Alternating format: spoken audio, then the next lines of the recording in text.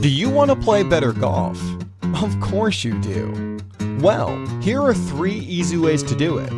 1. Open your smartphone and look for the podcast app. 2. Open the podcast app and search Breaking Par with Bernard Sheridan. 3. Subscribe and never miss an episode of great golf instructor interviews from around the world. A new guest every week, like David Ledbetter, Brian Manzella, Dr. Sashal McKenzie, James Siekman, just to name a few. Hear their insight as they deliver their wisdom of the game. Take control of your game. Subscribe today. Your game will thank you for it.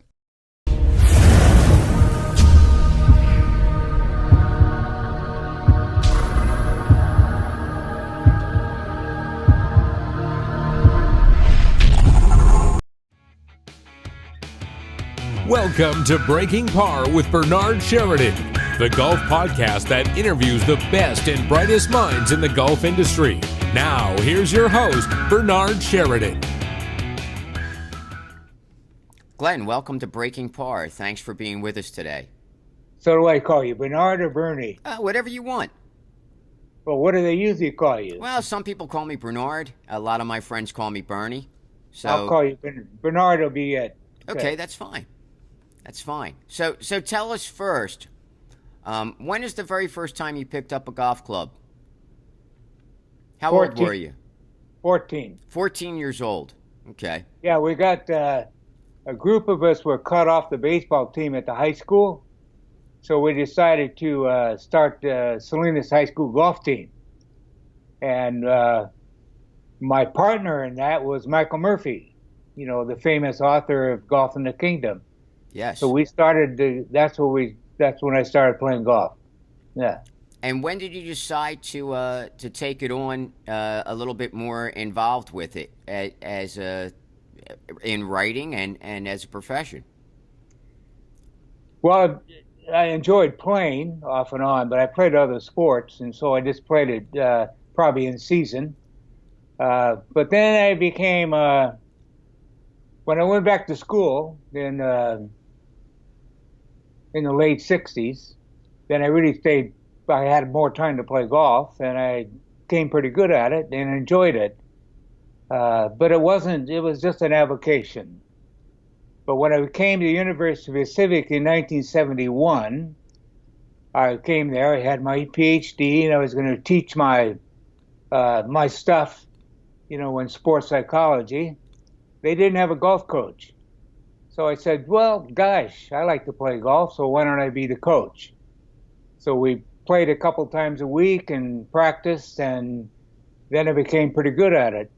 And of course, after that, the coaching of golf became much more prominent in my life, and et cetera. So that's kind of a bit of the anthology, right? So, and it was kind of like, because you went into sports psychology, golf was not really what you were thinking about when you did that, correct? You were just wanted to go into sports psychology and work with all different types of athletes?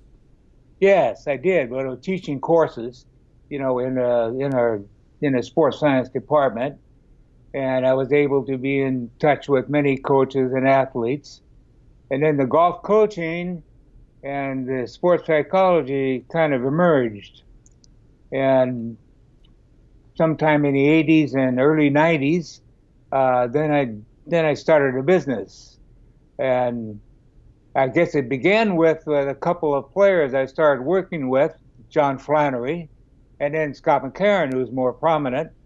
And then it evolved and evolved and evolved until it became probably the main thing that I did after I stopped teaching at the university and stopped coaching. Yeah. Now, what do you think is one of the biggest hurdles for players? Do you believe that it's the mental side of the game, that's what prevents them from playing to their true potential? Well, it's a physical game, and one of the dimensions is the mental training. But I think this, Bernard, I feel that the golf industry, the advanced technology is absolutely amazing. We can learn faster, and we can correct things faster than we ever have before. And I think that we know much more and more about teaching technique than we ever did. But I also firmly believe that's only the price of admission to high level play. There's another dimension that doesn't get enough credit. And of course, that's what I do. And we call it, I guess we call it mental training, but that's kind of an oxymoron. It's really, we want to spend our time getting people not to think, but in order to play. Right, right. So what are some of the things that you do with your students, and of course, guys like Scott, that you help them do to kind of clear their mind and allow the motor skill to kind of take over without any conscious thinking? That's well stated. Yes, because we say it this way. We say that you have three minds in which you train with and play with. And one is the conscious mind, the one we're in now, the thinking brain that does things very slowly and is very linear. That helps us learn skills and helps us determine our strategy. But frankly, it doesn't play golf, it doesn't tap dance, it doesn't sing, and it doesn't imagine things. We have another mind, it's called the emotional mind, that works really fast, probably 1,000 times faster. And we have to learn how to manage our emotions, but we typically play in the third mind, we call the athletic mind, the one that sees and feels and hears. So our endeavor is to get people to get in touch with their athletic mind and give them drills and practice regimens that help them play in the athletic mind, to make the walk from the practice tee to the first tee with a swing they can trust. And so what are some exercises that you use with some of your students to help them achieve that? Well, they call it self-discovery and inner game drills. So one of the drills would be this. All of them are based upon developing internal feedback. In other words, Bernie or Bernard, if you were working with me, let's find out how rich your imagination is in retaining a target. So you use your full routine and you hit a shot, you lock into the target, whatever it might be. It could be the shape of the shot or the target or both. And you swing and you tell me how well you retain that image. Because we know it's really important for you to have a target. So you swing and you turn around and say, wow, I was able to keep that image all the way through impact. Or, wow, I lost the image that time, right about at impact. Where did your thoughts go then? Well, I was trying to swing a certain way. So in this kind of, we call it inner game drills, the first response comes from the student to the teacher. And that way you develop this internal feedback system, which you need, of course, when you're playing on the course. Now, I find that with a lot of my students, a lot of times when they start to get emotion down, a lot of times they'll let other things get in their way. And in other words, it's mentally, of course. So what are things that we can do or that our listeners could do to kind of prevent that? And a good example of that would be, let's say they have a specific hole that always gives them trouble. What would be a way that they could approach that hole to try to clear their mind of that trouble and to be able to have greater success on that hole? Well, we say it this way. When we use our inner game drills, developing this internal feedback system, not only what they see and what they feel and what they hear, we're helping them develop an opportunity to deal with all the novel situations that happen when they play, like a difficult hole. I hate the 8th hole that comes up. But what I have done, I've really developed a feel for knowing a way to get into my athletic mind. So I have a process that I use. We call it pre-shot routines, post-shot routines, but it's fail-safe. And I practice to the extent when I meet that difficult situation, like a difficult hole or a heavy left to right wind, which I don't like. I have a method and a process that I use to give me the best chance to complete the shot. Doesn't guarantee great shots, Bernard, but it guarantees a great chance. Right. So the object there is to up the odds of success, and because it's golf, there's always that variable of hitting a poor shot, just because of the fine margin of error that can happen, and the result can be not exactly what we want to have happen. Well, yes, I really like the Preshot routine that P. Nelson, and Glen Marriott use. I like the idea of think box to play box, and the think box would be, of course, when we determine our strategy. It's 165, back left pin. I'm going to hit a soft draw in there with my 6-iron. Probably with me, that would be a 7-wood these days. And I make that total commitment. So when I bridge the gap and I move into the play box, that it can be no compromise. If I feel something coming in to interfere, then I have the opportunity to start over.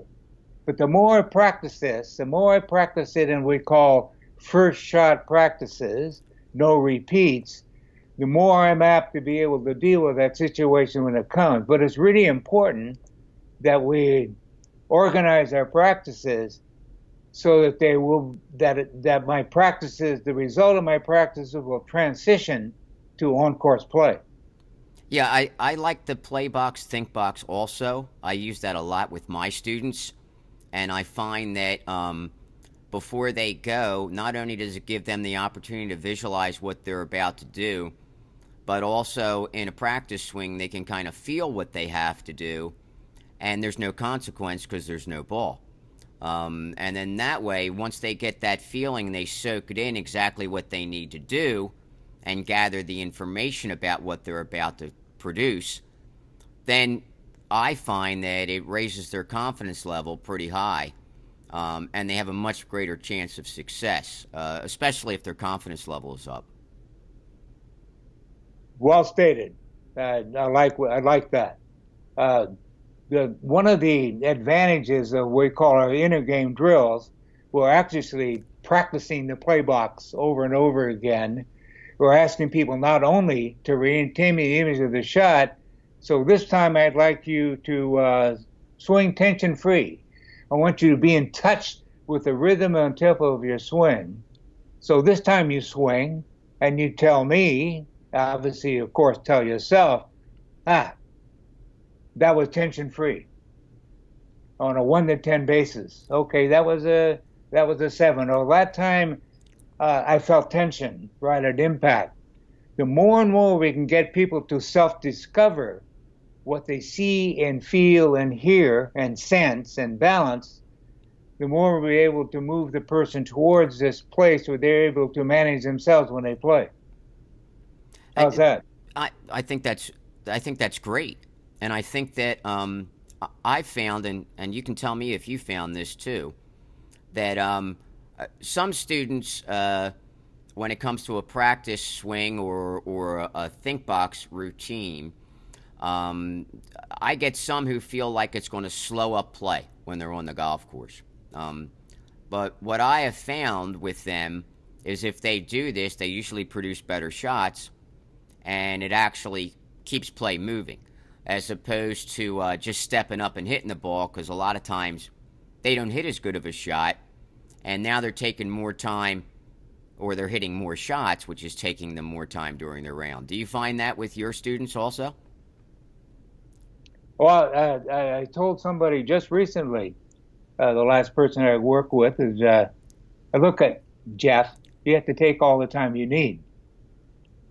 I don't know how much time that is, but let's figure it out what it is for you. Second, there's never a practice swing. It's just a rehearsal of what you feel you need to do. Right. And any of those rehearsals must be centered around the rhythm and tempo of your swing, which is really a foundation of any kind of trusting swing. So take all the time you need. I find that, and the most important time that I measure is once they get into the play box and they set the club behind the ball, how long does it take to get back to impact? 4 seconds. Bubba Watson, 11 seconds. For Scott McCarron, 7 seconds for Charlie Wee. Take all the time you need, and it has to be very individualized to each player. So, do you think that some players take too much time, and that's what actually is their downfall? I remember when Sergio wasn't playing too well, and he would get behind the ball. 7 seconds. And right. I mean, I remember Johnny Miller saying, let's count how many times he regrips the club. So, I mean, of course he's overcome that, thank goodness for him. Yes, but do you find that more lower skilled players have a tendency to kind of just sit behind the ball for a little bit too long before they take the club back? Yeah, only if, of course, there's some kind of interfering process. And then again, if a person, let's say that actually Scott McCarron is 7 seconds. So let's say that for some reason we're watching it's 11 seconds. Well, we know there's something interfering that. We know that. And so we have to find out what that is. So what is it? What's going on? I thought that one of the things we agreed that you would lock in to an image of the target or the shape of the shot. So what's happening? Well, I lost the image, and we lost the image. So if a person's taking longer than they usually take, then we have to find out what's going on by questioning and asking them. Now, what do we do with players who we find have a difficult time with visualization? What is a way around that? Because I know that I've run into a few players who have that problem. Well, I'd answer it this way. Occasionally I find a player that, I don't see the target. Well, tell me what's out in front of you. Here's a golf ball. Would you throw it over there at that target? Maybe they have other sports and saying, tell me what's out in front of you. Well, some people just tell me, well, I feel the target. I say, that's fine. As long as there's something in front of you that's in this athletic mind that sees and feels and hears, that's fine. And when a player is playing their best, they do all that stuff in advance. And some of them, they hear it. They hear impact. And that's the most important part of imagery that they feel. So I don't think it's mandatory you see it, but I think it's mandatory that you have something down in front of you, and it could be feeling the target. Right. Now here's a question, because you've been doing this for a little while, and now with some of the things that they have today, technology-wise, focus band, heart math, things of that nature. What do you think of those? What do you think of those, and do you ever use them? Yeah, I think I've used heart math for 10 years. And I think it's the inner balance is a wonderful way for people to learn to be centered and learn to be able to, I think it's wonderful to do. I also feel meditation and mindfulness training is important too. Anything we can do, Bernard, to help people to stay centered. And then, of course, they can see targets and feel swings, but they have to be centered first. I think the inner balance of heart math is, I think it's a wonderful technology. Now, Tiger doesn't hit any shots. Oh no, definitely not. But Tiger used to meditate. So, do you have a lot of your students meditate? And when they do, what is it that they meditate? What would they do to do that? Is it just normal meditation, or is there specific things that they cover? A couple of coaches I work with do quite a bit of work on mindfulness. I don't do myself because I use the inner balance. My friend and colleague Kevin Verduke, who by the way just finished writing a book on mindset for performance, works with the USC men's and women's teams.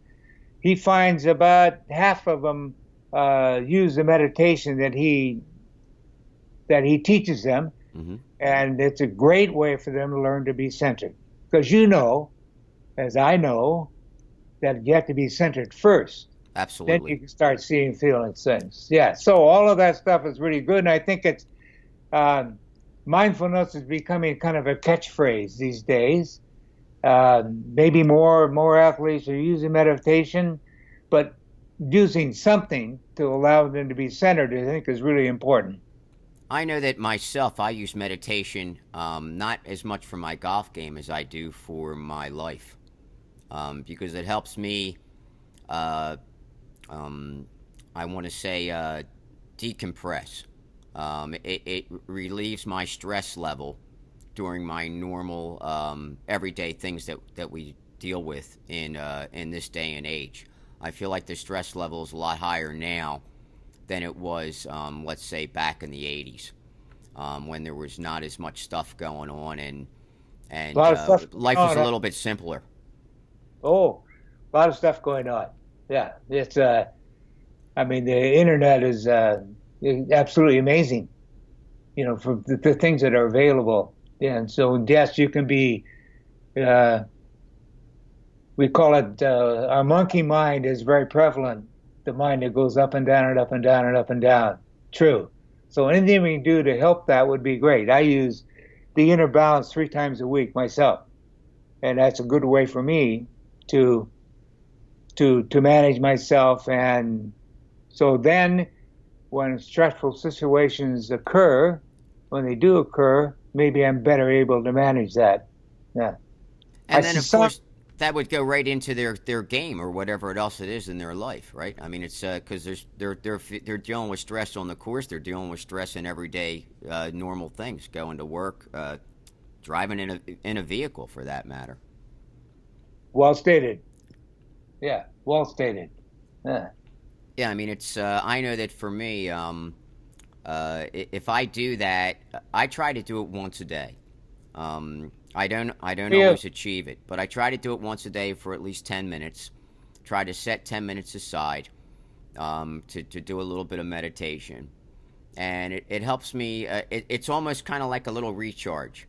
And when I don't do it for a few days, then I can tell the difference. Yeah. I see you're an impact zone guy. Yes, sir. Bobby Crumpet. Yes, yeah, I work with Bobby down here in Naples. And, you do? Yeah. So say hello for me. I will. I definitely will. I will. In fact, I think Mariana is. She's also a heart math person. Did you know that? Yes. Yeah. Yeah, and she also does focus band work. So she does a lot of the mental coaching at our facility. Yeah. So you work with him. Okay. Yes. Yeah. So I'm one of the staff instructors here down at Impact Zone Golf, and we have actually two locations. We have an indoor facility, and we are located at Tiburon Golf Club. Yeah. Well, he's a good fellow. Yeah, he is. He's a good guy to work with, and it's we're kind of in the infantile stages right now with the academy itself, but he's been doing it for quite a while, doing golf schools and things like that, and of course the way that he teaches, he's been doing for quite a while. Well, at one point, this is 3-4 years ago, we did some work together, and I think I came to one of his first Impact Zone presentations. In fact, I was a speaker. It was at the golf course in Carmel. That used to be Carmel, whatever it's called, Coyle. Yep. Right. And Ben Doyle was still alive then. Yeah. And Ben Doyle was there that day, and with all of his stuff from the golf machine. Anyway, we go way, way, way back with Ben, a very interesting guy. Yeah. Yeah, I never had the pleasure of meeting him. I've never had the pleasure. No, I wish that I did, because I know that he had a great influence on a lot of people, and I wish that I had the opportunity to meet him.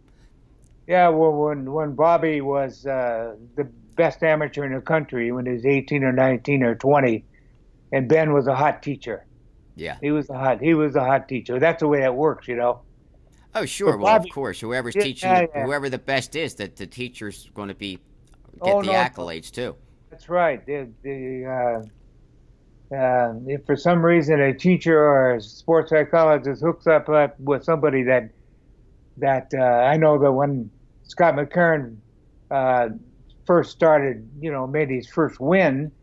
Well, I got a lot of telephone calls. Like I knew some answers, of Yeah. course, and no, it's just good to have a good horse.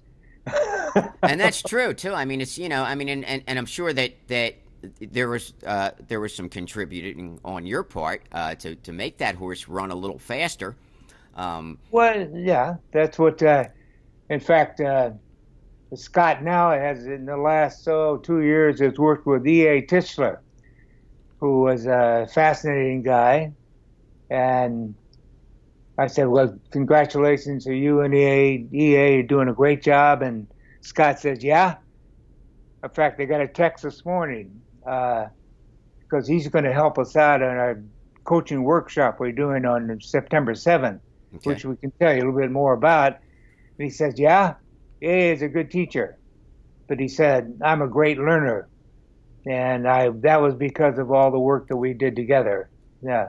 Yeah, EA is a really good guy. I know EA well, and I've done some courses with him, with the biodynamics, and him and Mike Adams, and they're both fine gentlemen. Well, he's yeah. I've never met him. I just read one of his ebooks, and his references. We have similar background. With his work with Freddie Shoemaker, who was his inner game coach, and his references to Golf in the Kingdom. He has more in the book that I read than even I have. It was amazing. Yeah, he's quite peripheral.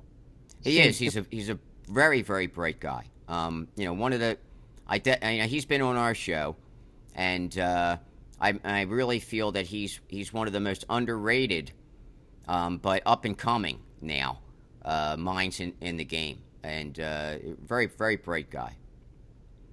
Yeah, So- his spread from his work in the humanistic psychology to the stuff he does with Mike Adams is quite a stretch, from one to Yeah. another. That's true. That's Anyway, true. yeah. So you're also an author. Tell us a little bit about your book. Well, Winning the Battle Within is there it is. It's an evolution, essentially, of my time as a coach and a player, and as a teacher and a consultant. It probably could have been 2 or 3 books, but it became one. And Michael Bacher helped me write it, and he's a wonderful writer, and it's really it's easy to read, and it's very informative, and it'll never go out of style, because the stuff is there, will always be important, which I am able to talk about, and so it's a bestseller in Northern California. Nice. Nice. Yes, it is. So does that cover? And it's all about the mental game. So what else is in there? Is it just what? Because it's saying learn how the pros do it, and so is it? Is there any information about you in there, or is there a little bio in there, or anything like that too? Yeah,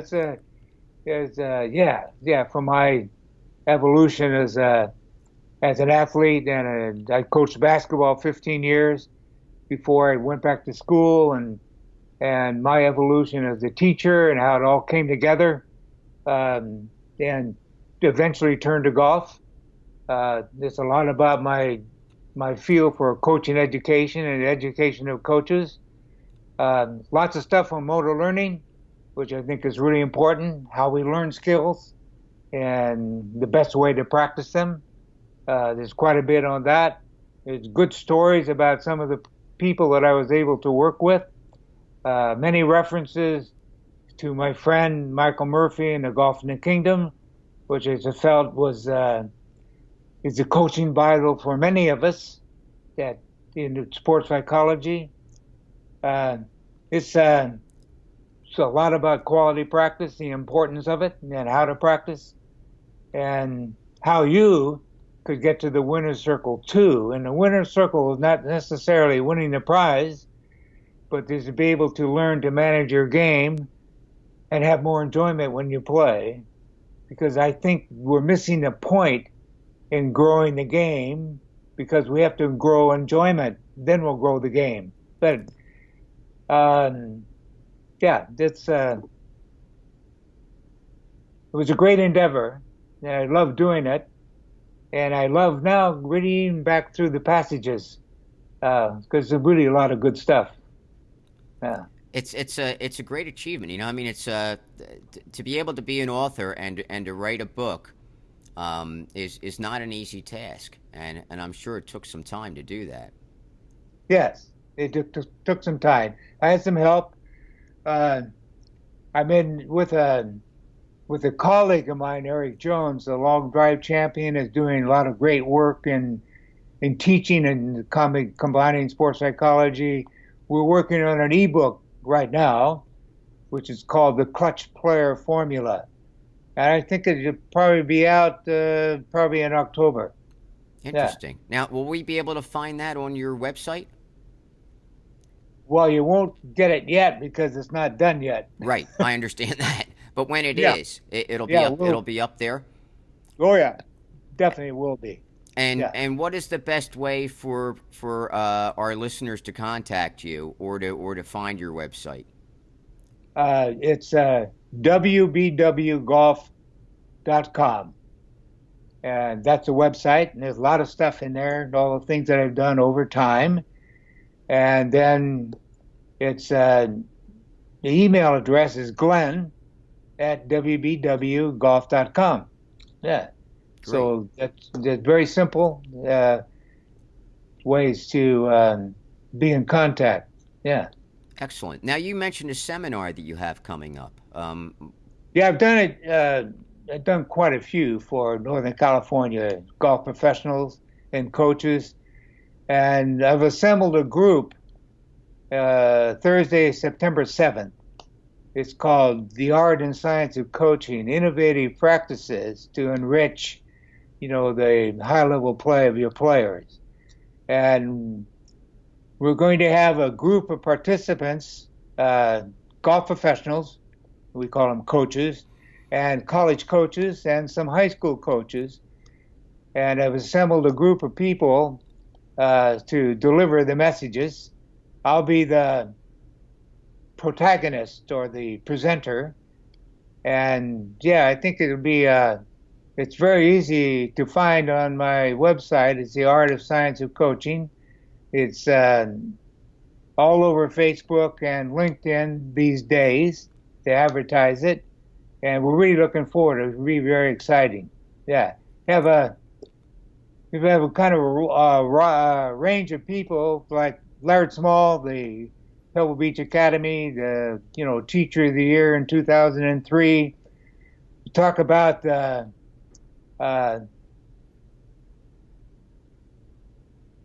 do you say it this way? You really can't teach a repeatable swing because there's no such thing. But what we can do, we can teach our players, to deal with the variations of swings when it comes. We can teach people to execute. Then we have John Dunning, who is the all-time 5 national championships of volleyball coach at Stanford and University Pacific.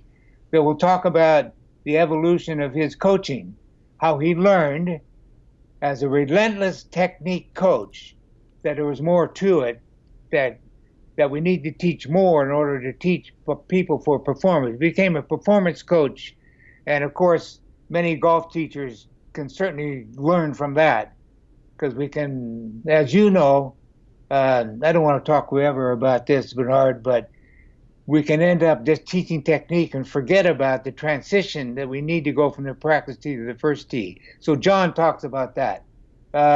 Among other things, I think it'll be a wonderful workshop. The people that are coming There was some really, really quite gifted and experienced professionals. So our discussions will be first class. It'll be quite enlightening, for all of us to be able to share. Anyway, that's taking a lot of my time now to put that together. It But sounds it's, very it's a interesting. passion. Yeah, Yeah, it sounds it's very passion. interesting, and it's great that you're doing that type of a thing, because anything that helps a lot of other professionals better understand how to be better at the game of instruction or helping others play better, it's going to help grow the game. So I commend you on that. Yeah, the thrust is a transition, to on-course play. Transition to on-course play, and sometimes we forget about that with the golf industry's preoccupation with technology and swing fixes. And the coach of the future is going to be a protagonist for self-discovery and self-coaching, I believe. I agree. And I try to get my students to do more self-discovery than ever, because when you just tell them something, sometimes they take their own interpretation of it and usually don't get what they want. When you give them an idea or something that you need them to do, and then you have them work it out on their own and figure it out, then they can usually own it. Well stated. What is it? The oldest motor learning theory? It's been proven over and over again. Observe, right? Imitate, and experiment. Exactly. And that's self-discovery, right? Exactly. Yeah. Can we, as a coach, can we work on just one thing today? Can it be lapses in time when it's silence and we can allow people to discover? Sure. Just think of all the skills you've learned growing up when there was or how do you learn to walk? Yeah. Well, you imitated and you watched and you fell down and you got up and walked again. Yes. So anyway, that's part of self-discovery and self-coaching. So it sounds like we're on the same page. Absolutely. Or at least the same pages. Yeah. Yes. Absolutely. Absolutely. Well, look, it's been wonderful for you to join us today. We really appreciate you being here. Thanks so much. And because we're just about out of time now. But what we'd always like to say in parting is, until we meet again, do your best to keep it in the short grass. Yeah. Good. I like that. All right. Take care.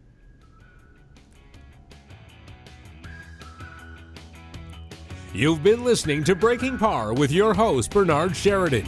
Follow us on Twitter @BreakingPar and on Facebook @Par Breakers Golf Academy. Until next week, try to keep it on the short grass.